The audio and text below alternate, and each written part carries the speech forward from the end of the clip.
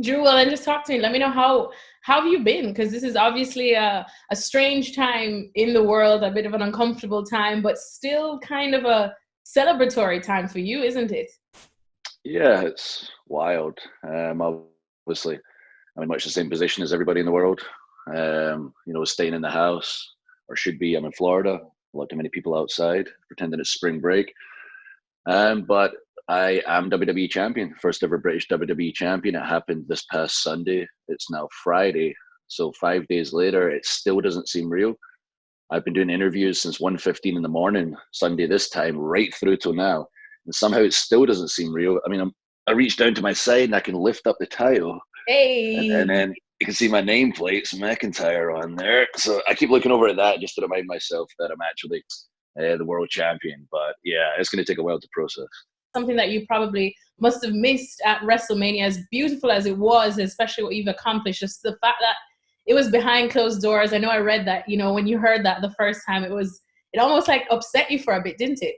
Yeah, I was angry. I was upset. The Chronicle and the network, it captures the moment where I basically find out I've been pulled out of the UK and things are looking bad, and I'm really angry.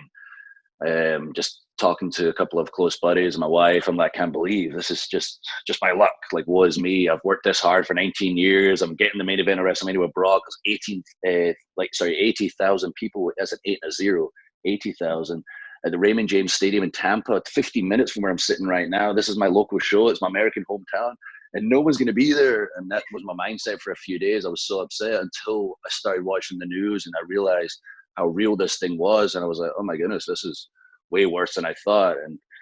And I see everybody talking about how they're inside and they're trying to think of things to do and some entertainment. I was like, wow, if we're bringing them Mania, I got to change my mindset. This is bigger than me and like my selfish reasons of why I want to have my moment in the stadium, raising the title in front of 80,000 people. It's all about, bringing some smiles to faces right now when people need that entertainment. And that's like on the night, I remember standing backstage, which was such a small area, it was so kind of cramped and it's silence. And I'm like, my goodness, this is Mania. I can't believe this. But remembering the reasons I'm doing it, then the music hit and adrenaline kicked in. I don't know what happened, but I just went out there. I was in the zone. Brock came out. He had to look in his eyes. I had to look in my eyes. It was game time. We were ready to go. We had our match. I beat him, thankfully, within 5 minutes, no less. And then after that, I had my little moment with the title where I was like, my goodness, I can't believe I did it. Like that moment, I would have reacted the same in front of 80,000 people. I was in my own little Drew world, like just acknowledging what had happened when I had the title in my hands. And then I remembered, oh yeah, there's millions of people watching around the world right now. So I kind of found a camera on the floor, and we're not supposed to look in the camera. That's breaking the fourth wall. Like if you're watching an Avengers movie and they kept talking to the camera like this the whole time, you'd be like, okay, this is weird. They're looking right at me. But that's what I wanted. I looked into the camera and I wanted to thank everybody. And I said, thank you. And I meant it from the bottom of my heart. Thank you for believing in me and my journey. Thank you for choosing WWE during these difficult times. And I assumed that would have been edited out because we're not supposed to do that. It would just have cut to me with the title on the top rope. But they kept it in there. And when I watched it on the couch, I was like, wow. Aside the fact I'm proud we went forward with the event and brought entertainment to the world during these times, I'm so glad they kept that in because that's a real WrestleMania moment. Like that moment looking down the camera and telling the world thank you. Like that means as much to me as a stadium screaming. And realistically, every year there's these amazing moments. People remember them. They remember them the following week, the next month. And as time goes, they forget. As the next Mania comes, more moments are made, people forget. Nobody is going to forget the WrestleMania when the world stood still. And I know you just kind of lightly touched on the fact that when you got, released a few years back to now, but you almost said that you're kind of thankful for it, that you kind of not enjoy the process, but thankful for the process of literally rebuilding yourself from ground zero up. Yeah, I wouldn't be the wrestler I am today, the performer I am today, the man I am today if I didn't get away from the company. It got to a point, even though this was my life's work, my dream, I was living the dream. I was so in the bubble, I lost perspective. I was getting bitter and just angry and complaining all the time, forgetting this is what you always wanted to do. You'd have been happy just to carry the water backstage when you were a kid. Like I really was so far gone in it that I just couldn't appreciate anything. And when I got released, I was like, wow, you just lost your dream. And that's when I had to look myself in the mirror and understand that it was my fault. I was like, you weren't giving it your all. And instead of, if things weren't going your way, instead of working harder and getting in the gym to look better, get better at verbalizing yourself, because obviously the Scottish accent's very hard to understand. I just wasn't trying to better myself. And I promised myself from that day forward, I'm going to work as hard as I possibly can in every area. I'm going to become, the most in shape guy, the best in ring performer. When I get in the mic and talk, it's like, wow, that's a cool accent. He sounds like a real badass. And I believe in this guy.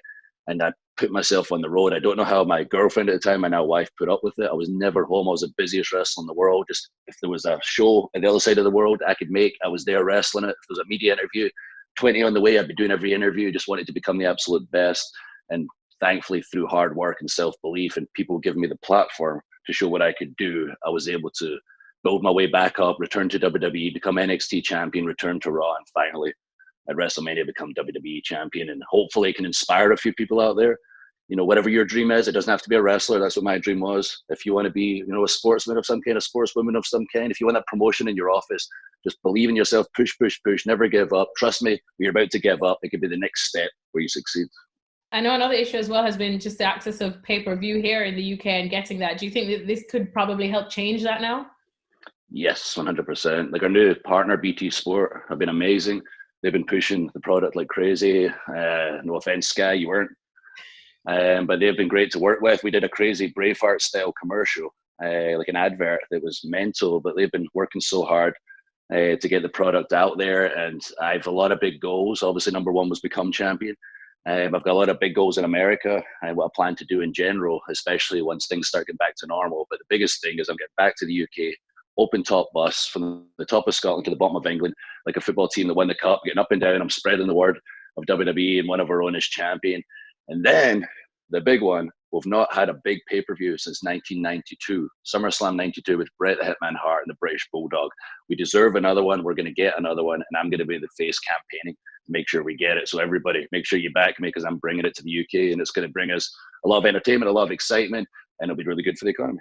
Once this pandemic, you know, gets aside and you get that wonderful motorcade from the top of Scotland down to the bottom of England, I'll definitely be a part of that. But what's next? Well, once this is over, I've got some big plans. Like right now, that's another thing. Like I wanted the responsibility to be champion during these difficult times. You know, there's been champions when the companies had problems. They're going to carry the company on their back during the difficult times for the company. This is not a difficult time for the company. It's a difficult time for the world.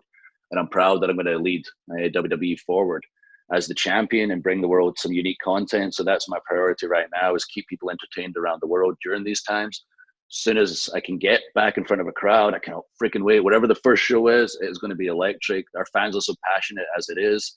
They're going to be absolutely going crazy in the arena. And I want to walk out with the title. I never had my moment, you know, in WrestleMania, but it was a special moment to me. But I'm going to walk out and have that moment. It's not my moment. It's going to be like our moment, our wrestling moment. When I walk out as champion, raise that title and say we're freaking back. So that's the biggest thing going on in my head right now, is walking out with a title, raising it and saying, hell yeah, this is our wrestling moment. Let's go.